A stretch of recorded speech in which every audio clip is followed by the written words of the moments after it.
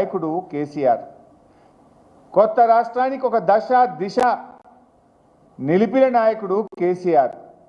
ఆయన పట్టుకొని నువ్వు మార్చురీకి పంపాలని మాట్లాడతావా? నీకైనా విజ్ఞత ఉందా? సంస్కారం ఉందా? గతంలో జానారెడ్డి గారు ప్రతిపక్ష నాయకుడిగా ఉంటే కేసీఆర్ గారు సభానాయకుడిగా ముఖ్యమంత్రిగా ఎప్పుడు సభలో మాట్లాడినా పెద్దలు గౌరవనీయులు అనుభవజ్ఞులు జానారెడ్డి గారు అని ఎంతో వినయంగా ఎంతో మర్యాదతో జానారెడ్డి గారి గురించి మాట్లాడేది. కానీ నువ్వు మాట్లాడుతున్న భాష ఏంటి? చావును కోరుకుంటావా? తెలంగాణ సాధించిన జాతిపిత కేసీఆర్ చావును కోరుకునే నీకు సంస్కారం ఉందా అని నేను అడుగుతా ఉన్నా. నువ్వు మాట్లాడే భాష వల్ల తెలంగాణ పరువు ప్రతిష్ట గౌరవం మంటగలిసిపోతా ఉంది. రాష్ట్రానికి నష్టం జరుగుతూ ఉంది.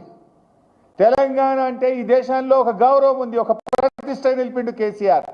నీ భాష వల్ల, నీ చర్యల వల్ల, నీ విధానాల వల్ల, నీ పిచ్చి తుగ్లక్ చర్యల వల్ల ఈ రాష్ట్రం యొక్క పరువు ప్రతిష్ట మంటగలిసేటువంటి పరిస్థితి ఏర్పడతా ఉంది.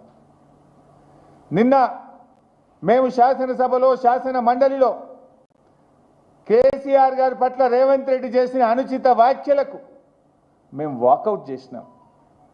వాకౌట్ చేస్తే నిన్న మాట మార్చిండు. మీరు చూశారు అసెంబ్లీలో.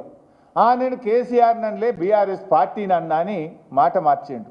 ఒక్కసారి ఆ వీడియో చూద్దాం. ప్రజలకు, ఈ రాష్ట్ర ప్రజలకు నిజాలు తెలవాల్సిన అవసరం ఉంది. బీఆర్ఎస్ పార్టీని అన్నాడా, కేసీఆర్ గారిని అన్నాడా, నిన్నేమని మాట మార్చిండో ఒక్కసారి రాష్ట్ర ప్రజలు మీడియా మిత్రులు కూడా చూడాలని నేను కోరుతా ఉన్నా. పెట్టు బాబు. నేనే తప్పు మాట్లాడిన అధ్యక్ష.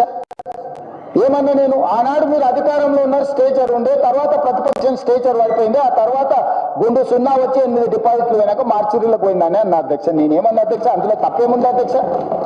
బీఆర్ఎస్ ఈరోజు మార్చిరీలో ఉందని నేను చెప్పిన అధ్యక్ష. కొంతమంది మా స్ట్రేచర్ పెద్దదని ఇంతకుముందే మా ఎమ్మెల్యేలు చెప్పేసిన స్ట్రెచర్ మీద పోండి, స్ట్రెచర్ మీద నుంచి మార్చరికి పోతాడు రేపు పొద్దుగాల.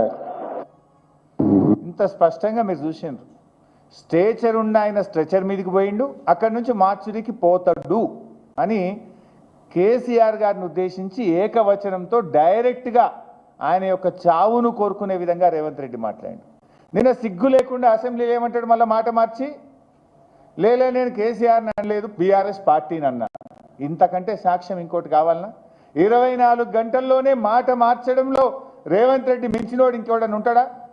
నీకు సిగ్గుంటే, నిజాయితీ ఉంటే క్షమాపణ చెప్పు. నేను తప్పుగా నోరు జారిన కేసీఆర్ గారిని మార్చురికి పోవాలని ఆయన చావును కోరుకున్నా అని జాతిపిత అయిన కేసీఆర్కు క్షమాపణ చెప్పు. ఏమన్నా ఆయన పెద్ద మనసుతో నిన్ను క్షమిస్తాడు, ప్రజలు క్షమిస్తారు నిన్ను. ఇలా కేసీఆర్ అంటే ఒక వ్యక్తి కాదు, తెలంగాణ రాష్ట్రాన్ని సాధించిన 4 కోట్ల ప్రజల కలలను నిజం చేసిన స్వాప్నికుడు. నువ్వు ఆయన పట్టుకొని ఆ రకమైన భాష మాట్లాడుతావు. నేనేమంటాడు, మళ్ళా మాట మార్చేసిండు. మాట మార్చి నేను అట్లా అన్నానా అని నిన్న మాట్లాడే ప్రయత్నం చేసిండు. అసలు నువ్వు ఎన్ని మాటలు మార్చినావు రేవంత్ రెడ్డి? చెప్తే ఇదంటే చూడు, రాస్తే రామాయణం అంతా, చెప్తే భారతం అంత ఉన్నది నీ కథ. నువ్వు మాట్లాడిన అబద్ధాలు, నువ్వు చేసిన గోబల్స్ ప్రచారాలు అంతా ఇంత కాదు.